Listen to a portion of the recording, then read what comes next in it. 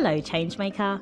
Welcome to the Innovation Room. A place for business leaders, Change agents and change champions. anyone who wants to know where digital transformation is taking us, A place that sparks ideas. and explores what's really possible with software and technology. Ready?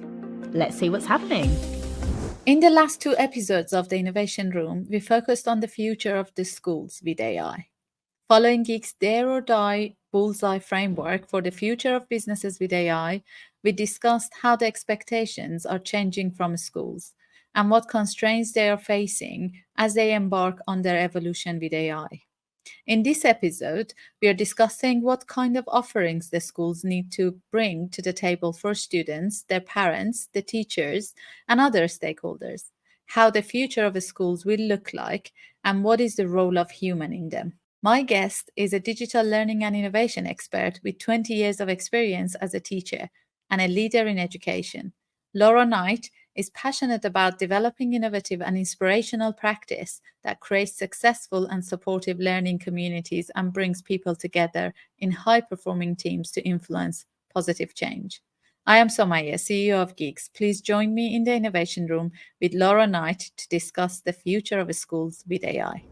Hi, Laura. Thank you so much for joining me again in the Innovation Room, discussing the future of our schools with AI. As we've recorded the first 2 sections or the first 2 episodes of this series we covered expectations and or the future expectations or evolving expectations, and then we discussed in the second episode the constraint, the regulatory, if I can get my word right, regulatory constraints, as well as cultural or other restrictions. Now it's time to imagine what experiences we can create, which is the topic of this episode. But before we dive into our imagination world, I'll give you a chance of changing your whoever you bring to the innovation room. Yes. Yeah, absolutely. So thank you so much for having me back. It's lovely to be here for the third part of our conversation around AI and education, and I'm delighted to sort of think about future school today and future education. I think the person I would like to invite actually is somebody I heard speak at the weekend at the Oxford AI Summit. His name is Roy Barhart, and he's the head of Bloomberg Beta, and he works in thinking about investment in AI and innovation. And honestly, the way that he spoke was just fascinating, and I think he would definitely bring some really interesting ideas to the table. And I'll be mentioning one of his ideas in our conversation today, I'm pretty sure. So wonderful. I would like to be introduced and maybe bring him to the podcast sometime. Cool. Let's dive in then. Yes. Tell me, how do you imagine the future schools to look like with AI, and how much I don't want us to be restricted to, like, we're not talking about a year from now or 6 months from now or 10 years from now. Let's talk a bit timeless, but then if we think something is achievable sooner than later, then we can post absolutely. So there's the opportunity for a lot of disruption here, and I think it's important that we think big. Because so much about what the routines, the structures, the buildings, the processes of school are based on a kind of post-industrial model, really, down to the agrarian calendar, letting the kids all off for a long summer so they can go and gather in the harvest. It's not really still something that is even relevant to the vast majority of students, but yet it kind of it stays. And so there are a lot of things around our education system that have become tradition, and in some cases even prestige, that are based on those quite old-fashioned approaches. So I think what's interesting is how brave can we be about this, and what should we make a point of holding on to, and what actually are we ready to let go of? And how can we use AI to help us let go of those things that are no longer serving us? That, I think, is a really interesting question. And particularly in this age where technology is shifting so fast, it's really easy to start with the technology and go, well, okay, what can technology do? And what are the things that the systems and the processes and the shiny tools? But actually, I think, first of all, we need to ask, what will the humans do? what is the job of the humans in the school, and what are the things that we need to transmit to young people as an experience and a process, as well as part of their holistic development. And I think actually, if we start with that and then build outwards, then it starts getting interesting. So in terms of what the humans will do, I think at the core, we need to be helping young people understand what it is to behave with kindness and civility and to function in a community, because we are creatures of that, we're tribal creatures, right? That has not changed. We are going to need to teach critical thinking. We're going to need to think about how we foster and help flourish the skill of curiosity, the attitude of curiosity, and not just knowing things, but actually asking good questions, because I think that's really, really key. Then there's some stuff around resilience and self-regulation that are also going to be the job of schools to help build. So if we start there with what the humans do, and then think about, well, what is it that technology, and particularly AI, can help us create? I think then it starts getting really interesting. And obviously there's a detail there, right? Yeah, I like how you have started it, because I completely agree. It's all about, and it's a topic that I'm extremely interested about. It's what makes us human in the first place, because it looks like that we are in those pivotal moments in the human history that that we are thinking about, what does it mean to be a human? What makes us human? How do we stay human? What are the qualities of a human that we want to keep, preserve, or develop further? So I think there is a very important topic or challenge, if you like, to separate what makes us human and what are the things that we have developed over thousands of years of being human, and that they are not essential to us, our being, our definition. And as we look at each sector, as we call this series, the future of us with AI, one sector at a time. Every time we are looking at a sector, we are basically looking at what makes us human in that sector. Yeah. What should Yeah, we no, keep? absolutely. What can we what can we let go of? Yeah. So I think that the easiest place to start then is actually thinking about augmentation. How do we take what is best of human society and the human aspects of our school system, our education system, and then augment it to improve, leverage possibility and potential of that? And this is, I'm going to come back to Roy Barhart actually and what he said, because he used a really powerful set of metaphors that I think serve us well here too. So he was talking about how we can view AI in one of three ways, depending on what it does. And he used these three metaphors to help understand the difference in scale and scope for those different things. So the first was, he talked about looms, as in cloth weaving, and was thinking about, in fact, the sort of weavers in the 19th century and the original industrialization that happened, that moved from hand looms to the industrialized sort of weaving factories, and how angry those folks were who were displaced from their professional activity. But he talks about how the loom essentially allows you to create volume at speed, more volume, more speed, but it doesn't fundamentally change the actual output very much. You might be able to make something a little bit bigger, for example, or a bit more consistent, but broadly speaking, the cloth that was woven before is not that dissimilar to the cloth that you're weaving with a power loom. So those power loom kind of tools are the things that are going to help us do more a bit faster. And I think in schools, that's a very valid thing, right? Workload is a problem.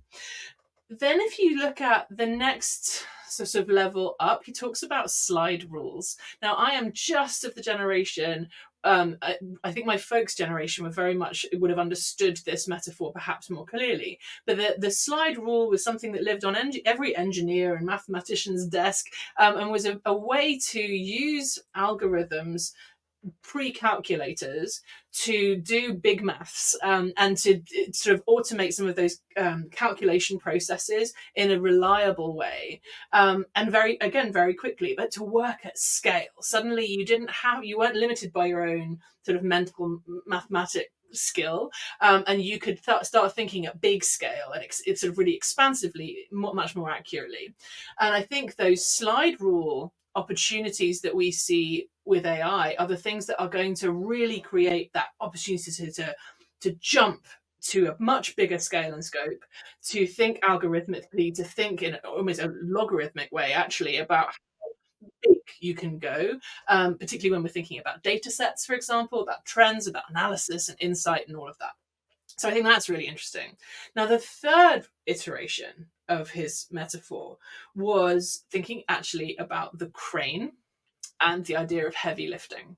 So if you're just a guy building something big, you are extremely limited by your own strength as to how big a rock you can carry and how big the hill is and all of that you want to climb up. But the minute that you introduce big levers and something as transformative as a crane, it means that one person can handle huge, kind of in terms of the difference of scale, huge tools and materials. But he said what's interesting about the crane is that before anyone had seen one, it was incredibly difficult to conceptualize. Like, people can't really understand and conceive of how big a difference having a crane can have to one person. So I think what's interesting for us in education is there are cranes in AI for us that will have a hugely powerful effect, a really potent impact on the potential of us to work in ways for learning that we can't even conceive of at the moment. And really the power of the crane is not yet knowing what's possible, but understanding the art of what could be out there, and that is going to take courage and imagination, and really the limits of it are the limits of our courage and imagination. And that's where the best thinkers will have the most impactful, the most impact actually on what happens with the sector. It's very, I always like when different people in different sectors who doesn't talk to each other come up with the same sort of thinking. So in when I explain, how you can engage with AI in the workshops or the sessions that I run, I do exactly the same 3 categories, but not naming them that way. But it's like the things you do that needs little investment and they make big enough difference, but not instrumentally different. And that's mainly examples are you use generative AI for creating content or categorizing content or that kind of. So it's good enough. It empowers you. You can do more. You can do at more speed, that kind of stuff, but it's not fundamentally making a difference in the business, and it's not that expensive to adopt. The second ones are mainly around the things that create either better visibility or in data-driven decision making, or they improve productivity, or they optimize your, say, for example, if you've got logistics and stuff, like they can optimize it better. So those are the things that are slightly require more investment, but the impact they make is big enough. It's like they make you more scalable. They change the organization considerably enough to so the difference between the investment and the impact is big enough to be like an important change. Then you have the third category, which is like investment is considerable, but the return is unmeasurable. Because you're completely changing, you're creating something new that is totally different so that requires a lot of imagination and a lot of different ways of thinking. The examples are AI augmented teams. When you start not thinking of AI as just the technology like other software technologies, you think about it as, and it's a bit controversial, but I do believe in that. You think about it like a human, and you think about it, how can I get this thing that can keep learning and evolving as if a human can learn and evolve and become more experienced, and combine it with my human resources, and it becomes like then your humans have unlimited capacity, that because they can grow. This intelligence becomes augmented intelligence, so it almost becomes unlimited in terms of what they can do, or new business models that you can create. So I do Yeah. like I'm very familiar, and I'm You're up very for familiar. that kind of that Yeah, kind and of I think thinking.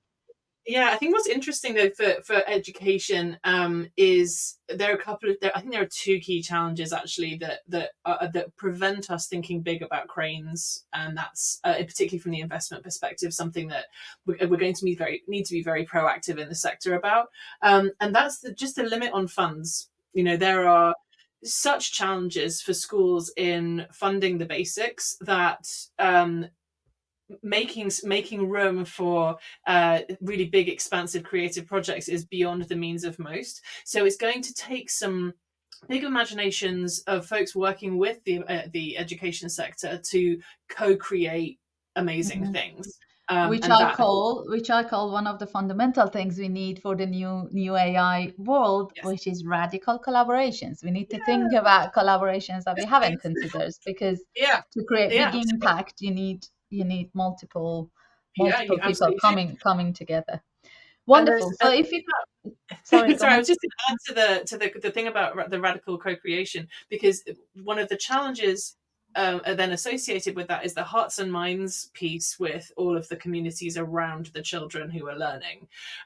When we are all so biased by our own educational experience, which is now so technologically, just one generation, so technologically distant from what is possible today, it's a real leap of faith for parents to see beyond their own experience and to trust that there is benefit in taking a different approach. And there will be lots of schools who capitalize on that fear of change and perhaps the prestige of tradition, and maybe use that as a way of dodging it in some way. And I think that would be a great shame, and it wouldn't serve the young people who are there.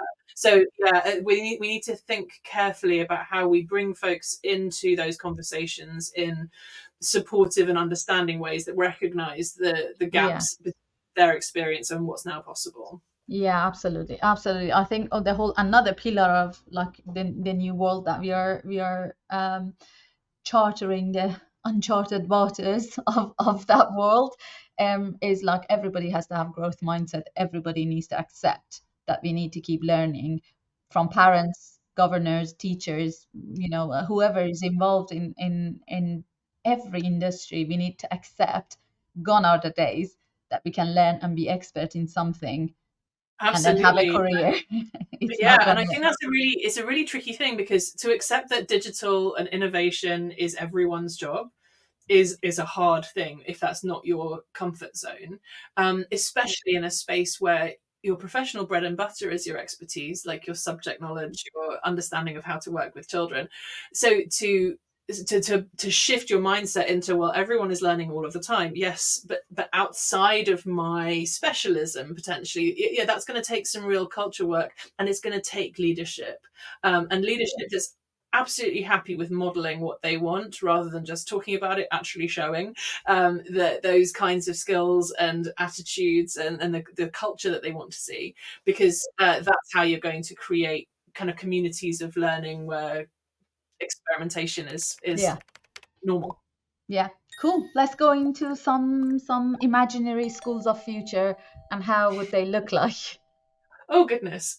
So will schools look the same as they do now? Well, I think in the short to medium term, no one is going to suddenly come up with funding to knock down all of the schools and rebuild them. We will have school buildings, and there will be children coming and going, and teachers coming and going, and those kind of core ideas, I think, will broadly remain similar. But I do think there are some things that will shift.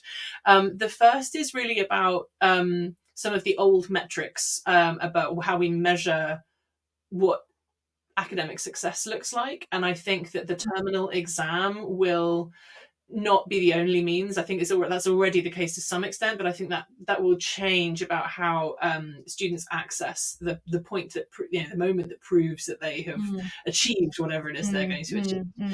Can I because what I want to do is to, like, sometimes when you say something that I think could be challenged, I'm going to challenge it, because I think, for example, you said that about the futures. I mean, like, generally I will always challenge when I see, but like the future schools, like you said, we are going to have building and schools and things like that. Can I challenge that and suggest that we will have spaces, some of which might be physical, but it's definite we are going to have different types of spaces, being metaverse type, virtual types, and different type, and that's very exciting. So when you go to a school, it doesn't mean I think there will still be physical spaces that are schools, but there will also be virtual spaces that, and there already are, right? Those spaces exist right now, and online communities and interactive communities of various sorts of how you might access those.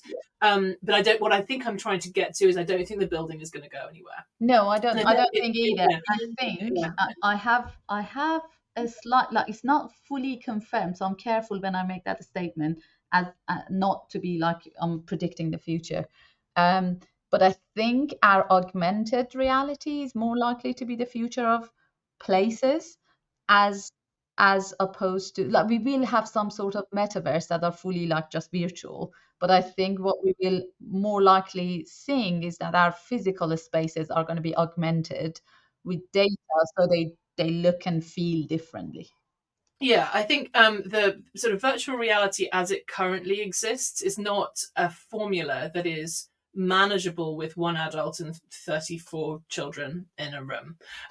It's chaotic, and wonderful in many ways, but in terms of delivering a curriculum, it wouldn't probably be the first choice kind of in and out daily grind of teaching and learning that you would start with. I do think that we're going to see more flexibility in approaches and platforms and options. I think optionality and personalization, we talked a little about personalization already, but I think we'll see more of that in its sort of physical form, with perhaps more flexible space and more opportunity for young people to engage with learning in different ways, and perhaps at different speeds as well. I would hope, actually, that's one of my hopes. I completely 100% agree with that, and I call it adaptive learning. We don't have adaptive learning, so I think with AI the big potential, and it's going to happen in stages. So as you said, like, it's not going to overnight happen, but as we move into the new world of AI and utilize and learn how to imagine what's possible, the more and more we are going to see that every school, regardless of what I call the promise of the school, every school is going to have to use, if they want to survive, they have to use adaptive learning, which means change of pace depending on how students learn, change of their previous experiences and how well they have done, change in or adaptation in their what they like and what they're more passionate about, plus the adaptation to what the promise of the school is. So whatever the promise of the school is, they can make the adaptation, they can make the learning experience more adaptive. Yeah, absolutely. And that's going to change. That's going to rely on a really data-rich and data-wise setup, isn't it? Where the edges are very clear and where the information that is gathered about students is and the insights that come from that are deployed in really slick and effective ways. And we're not there yet. Schools are already data rich in so many ways, but not it's messy and scattered and complex. So there's lots of work on sort of pulling the threads together and building much more cohesion about that. But I think what's also interesting around this, I'm going to come back to it's a gentle challenge, like a friendly one. But I think yes, there will be personalization, there will be more flex. I have no doubt about that. But fundamentally, schools and are parts of a cultural experience, and they're part of a community. And like I was saying at the start of this recording, we are social creatures, we're tribal creatures. And so I think a model which requires everyone to be sort of head down in a singular space is not going to build those kinds of cultural experiences that parents expect. But also, and I think it's really unglamorous, but if COVID taught us anything, we have to remember that our economies rely on parents being able to send children to school. And the whole thing collapses if children are not at school. So that's not going to change anytime soon, whether people are working from home or working more flexibly or not. Work requires adults to give their full attention, not to their children. And so there is a really important just cultural community hub, Yeah. childcare Yeah. aspects. I think it's an unspoken but kind of agreed concept that schools, regardless of age of the Yeah, student, absolutely, absolutely. they are So we can talk childcare about platforms, providers. and yeah, we're childcare. So everyone who's sort of thinking these wonderful thoughts about platform this and remote that and all the rest of it, I'm like, but where is the child sitting in that moment? Are there 30-something kids sitting in a room with their headphones on, like engaging virtually? That doesn't sound, that sounds like a science fiction movie to me. So let's be realistic too about the communities and economies run because school is what it is, and until work changes and there's some sort of universal basic income for everyone and everyone's just watching the Bitcoin kind of Yeah. roll in or whatever it is, like that's not going to change anytime soon. But also it's about if you go back to what's the core of, like what we discussed, like what makes us human, and why have we created schools so early on in our human development, community development, like the whole concept of, you know, what humanity is because we learn in a group, and you can't get nobody develops on their own. We learn from our shared experiences and transferring the experiences to the new ones. And we are not the only animals who learn that way. There are a lot of other animals who do the same. So that's part of us being a human. So, and I think what's really exciting about AI is that we have the possibility of breaking through some barriers, of having better, bigger, more diverse communities. One example, language. And who says that our kids needs to be, say in the UK, needs to be hanging out with children of the same, because it's location based at the moment. You're in a school in a, you know, with approximate, you know, geographical proximity. Who says that should be your community, and who says that part of your community shouldn't be people in other continents who don't speak English, and you don't need to speak their language if with AI and live translation and all of that, we can all communicate and share experiences. So that's, I think that's one of the nicest stuff, that we take the concept of community and expand it to something more valuable, as opposed to you know, denying the community and talking about, no, you're just going to make everything tech based, means we don't need the community, or we don't need the presence. No, absolutely. And I think that it is important that we manage to hold both of those things and create spaces which allow both the community side and the the ambition of what's possible with technology to thrive, and they shouldn't be in opposition. One should serve the other, and I think that we have to start with what it is that makes us human and how we want to really build forwards. And this also speaks to curriculum and what it is that we should be teaching young people in order to do well in this world. And they're going to need those resilience and sort of self-starting skills, and you know, managing both the community aspects and the pressures of online life and learning. So I think it's right that we should take a hybrid approach to it. Mm-hmm. Yeah, absolutely. You touched on another very interesting concept, that you know, we need to prepare people to live a life. So those are skills of resilience, emotional intelligence, critical thinking, and those kind of stuff. I think our limited intelligence so far has helped us to create specific courses and things like that, to just like try to categorize the information that would potentially create those kind of skills or contribute to creation of those kind of skills.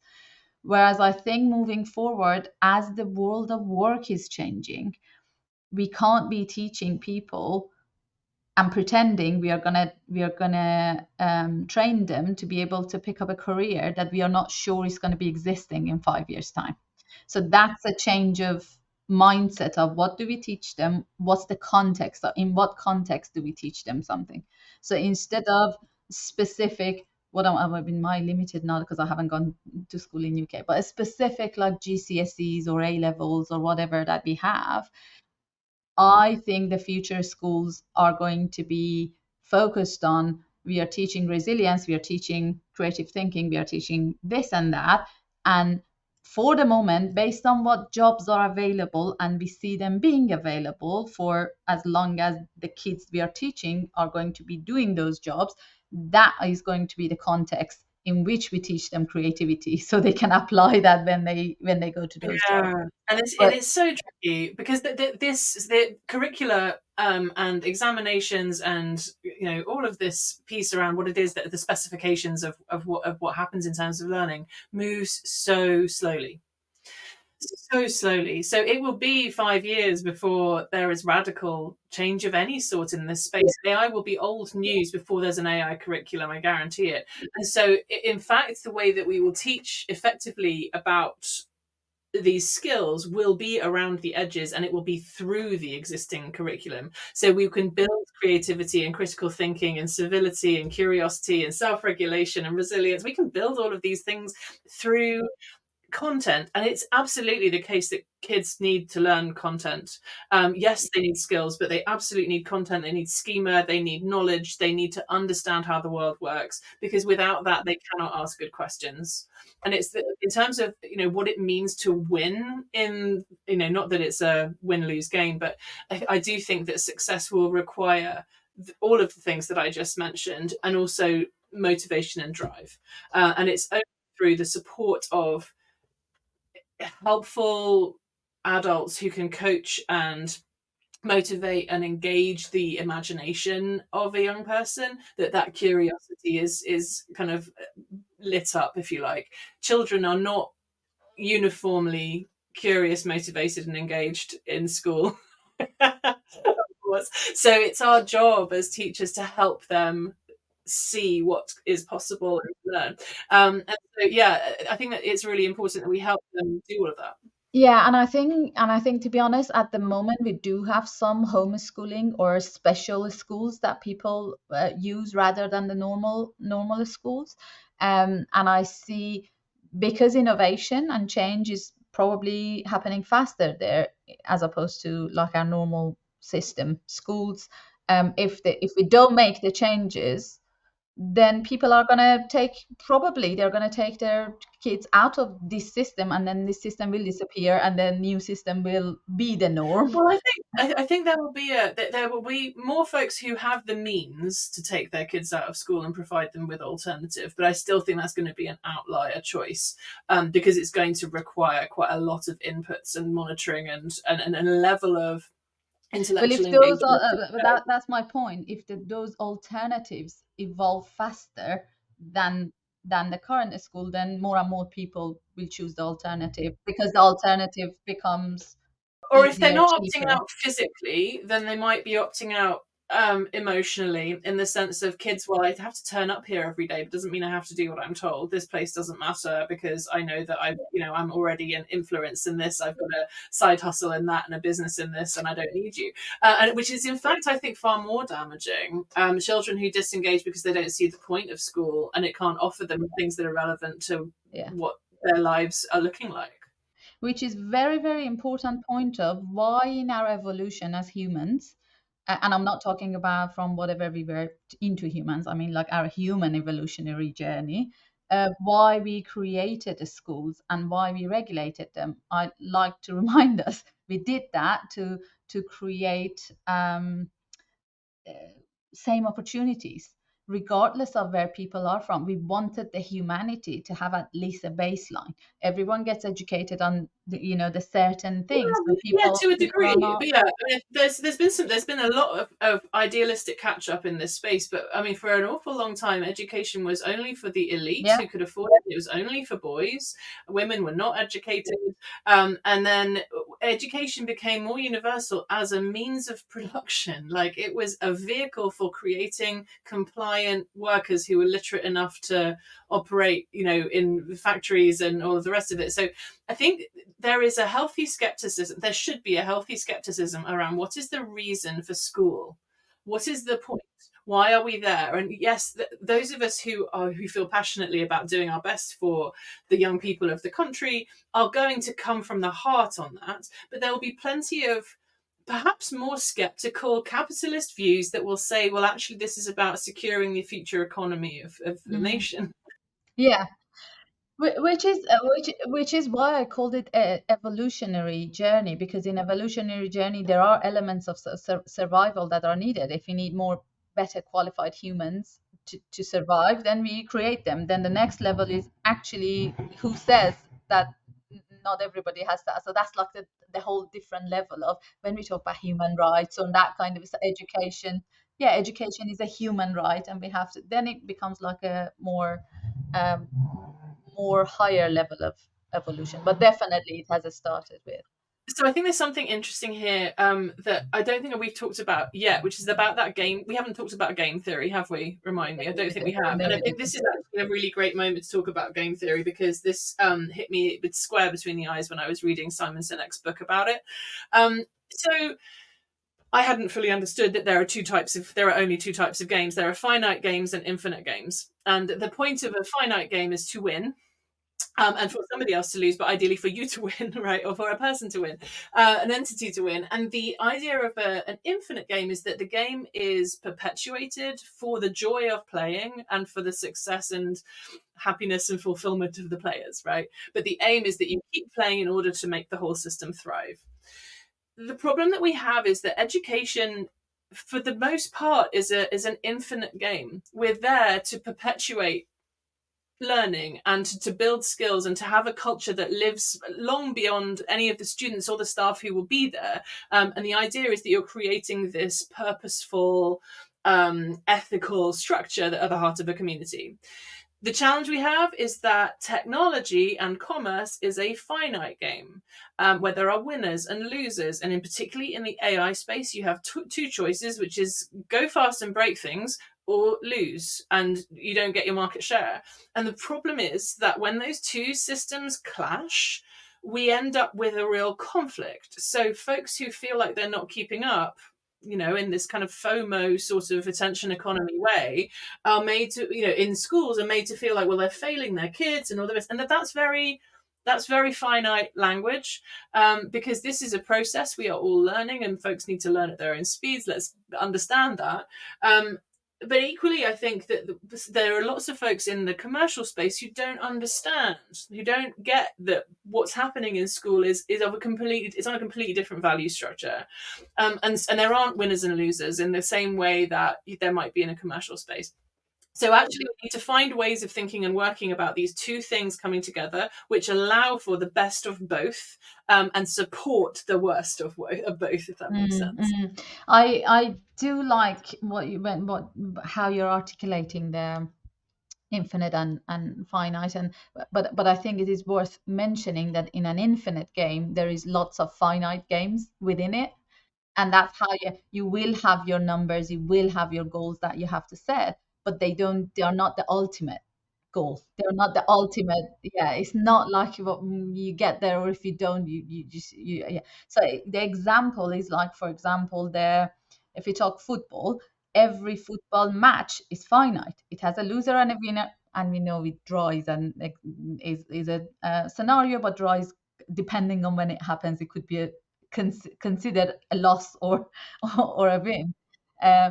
But then the whole system of having Premier League and keep playing it every year on year on year, and teams wanting to be part of that, and the managers come and go, players come and go, but the football clubs stay the same and the league carries on. That's an infinite game, which has finite games, lots of finite games in it. Within it, no, absolutely. But the structure of the FIFA and all of this has created an infinite game out of a finite one, and that's financial. It's for the benefit of the shareholders and the clubs and all of that, right?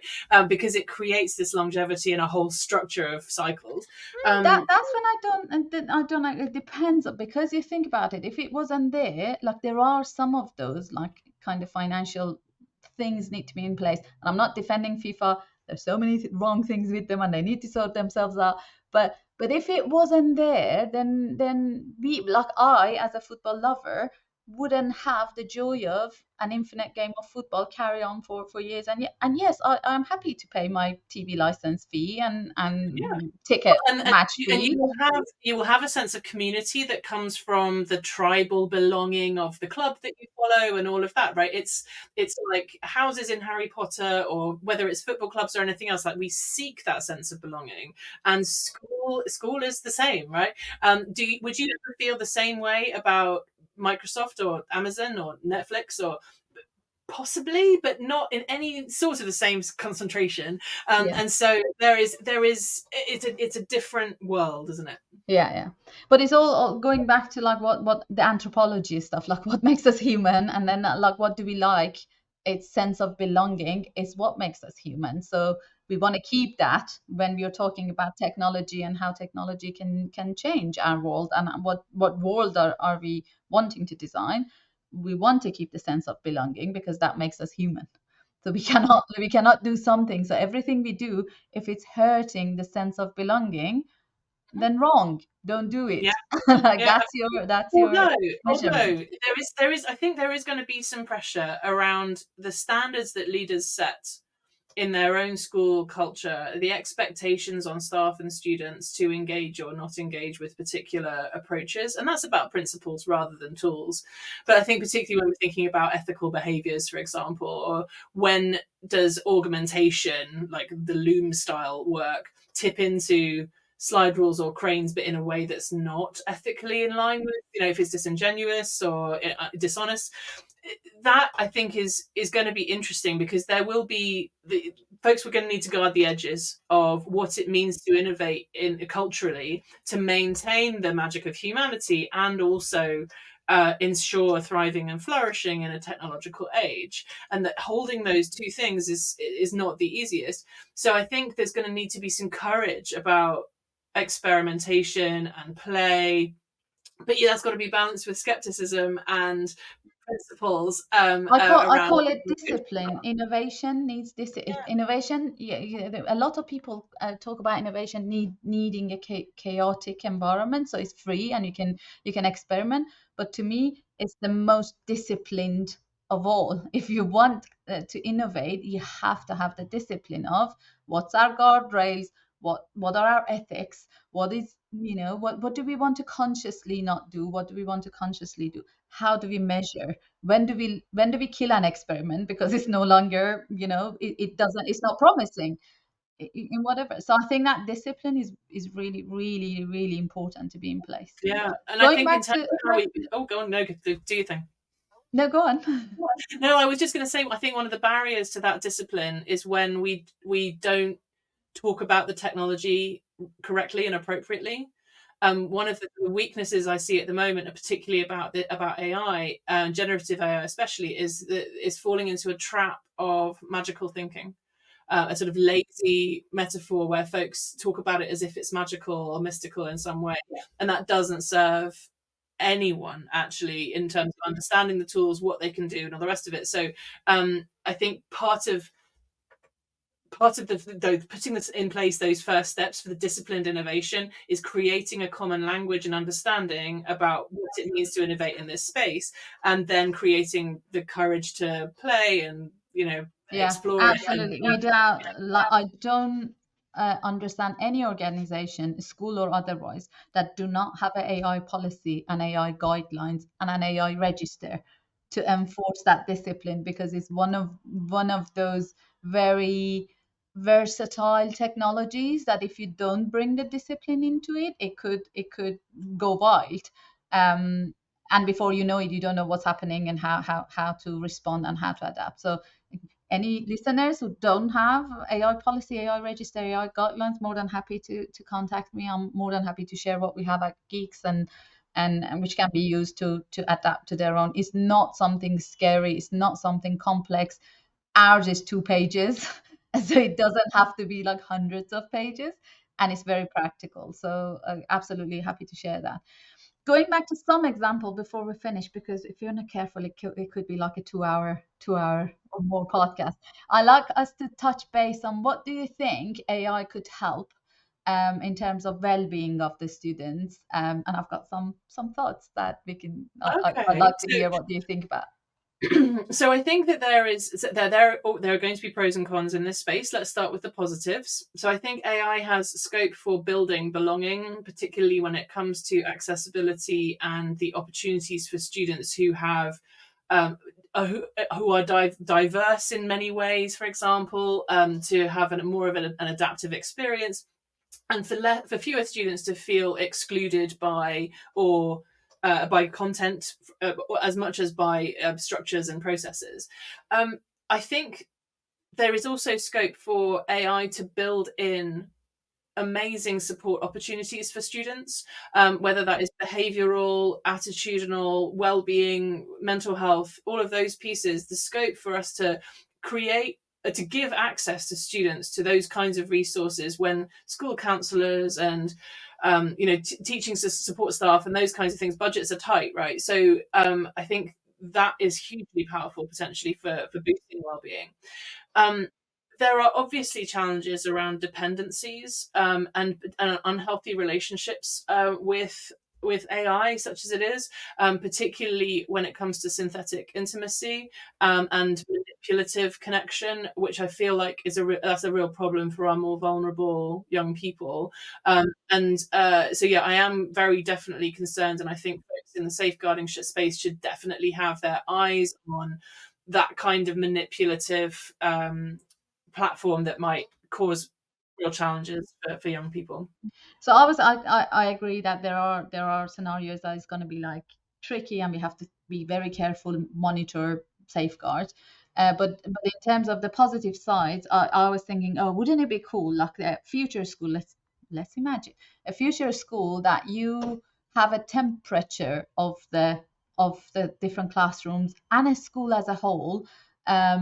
And by temperature, I mean like the well-being temperature, if you like, that and it's when it comes to these things, instant interaction or involvement or intervention might be too risky, but watching the trends is very, very useful.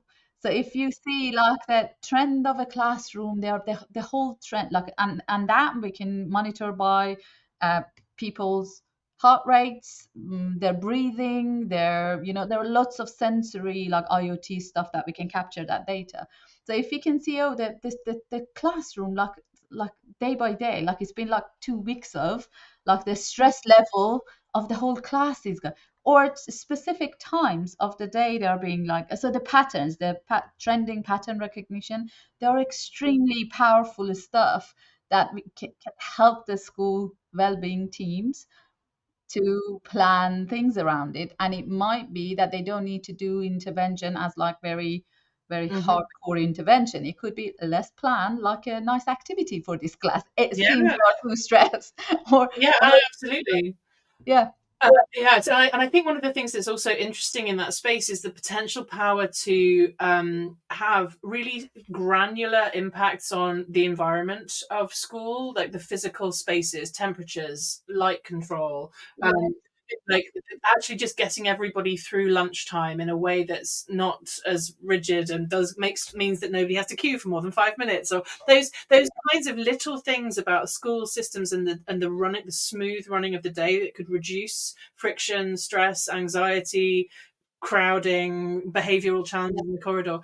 All of that, I think, has huge potential for boosting well-being through lots of very small but potentially powerful interventions. And I hear you about taking the temperature and how powerful AI-generated insights could be on metrics that relate to well-being, and being able to again make very small but impactful tweaks on those things, which particularly for our students who are perhaps outside of the typical, in whatever way it might be, those with SEND, those with disabilities, whatever it happens to be, we can ensure then that there's better inclusion for those folks, but actually we can also ensure that we're doing a better job on our environmental impact too. It seems like a win-win to me. Yeah, absolutely. And add to that the sentiment analysis. So if we can have an AI listening to the conversation of the class, and it doesn't need to like recorded in a way that is, recognizable, that we can do all of that, like make sure it's secure, it's not invasion of privacy and stuff like that. But just sentiment analysis of like, are these kids happy? Is the conversation productive? Like, are they challenging enough? Is enough debate happening within this group of students? That's not, like, there are so many of these kind of powerful stuff that would help the teachers and the school system to be able to as long as it's done in an empowering way. I think this comes back to questions around agency and ownership, and how we think about, for example, training needs or responding to students who aren't meeting expectations and that kind of thing. It'd be amazing to have coaching questions provided to the tutor based on what happened to that student that week and how we can move forwards well, for example. But I do think that there will be lots of folks who are very suspicious, and rightly so. It's good to be guarded about how their personal self is monitored, tracked, analyzed, especially if they're not aware of that. Like, there's something very scary about data that you can't control going into a mysterious black box and insights coming out of it, especially in less sympathetic cultures and environments where perhaps there's more control, for example, and where personal characteristics and traits might not be welcomed. So I think we have to be careful to create an environment where everyone has the opportunity to thrive and celebrate their identities, for example, and to benefit from the best possible care and education they can, and where we don't then use AI to narrow the curriculum, to narrow the experience, but instead we're looking at breadth and opportunity wherever we can. So that's going to be about leadership, but also about a really principled approach. Yeah, absolutely. That's why we need what I mentioned earlier, the radical collaboration between all the stakeholders within the education system, from the government, the policymakers, from the parents and governors and whoever else, teachers, students themselves, technologists, because it's like it needs to be done with everybody involved to design the future schools. I want to finish before I always finish with your last word, as you my guest, but the last thing from me, which I think is really, really important, is that we talked about different things that could happen or different elements of schooling that could change with AI in the future. But I can't emphasize more than how it is important to focus on the promise of each school. Each school should have a promise, and that promise cannot be just, we want to create good children or we want to be good childcarers. That's not a promise. Like, what makes every school different? What's the promise of that school? And then you look at how AI can enable that promise safely, responsibly, all of that. So it's very, very important for schools and anybody from the school leadership teams that are listening to this to know that you can't implement all of these things in one school. It's not going to be applicable to every single school. Some of it is going to be shared. Everybody could do them. But there are going to be specific things that is going to make whatever your promise to the kids and the parents are, you use AI to make that promise stronger, easier to deliver, and more inclusive to deliver. What's your last parting? So I think my final thoughts, just building on what you've just talked about, and particularly thinking about the sort of principles and mission of a school, is I think you have to, as a school leader or as somebody who's working with school leaders, understand that in this world that's changing incredibly fast, the people who will do the best are the ones who are able to be both measured and principled, as well as agile and creative. And being able to do all of that is really empowering. That intersection is where the magic is. Thank you so much, Laura. Wonderful to talk to you. I'm sure we will carry on the collaboration outside the podcast. But thank you so much for being part of these 3 episodes of Future of Schools with AI. I appreciate it. Thank you. Thanks for joining us in the Innovation Room. We hope it sparks some ideas. Want to learn more about what we do? Maybe you could even be our next guest. And spark some ideas yourself. Find us at Geeks Limited. And join us again soon. Because real change never stops.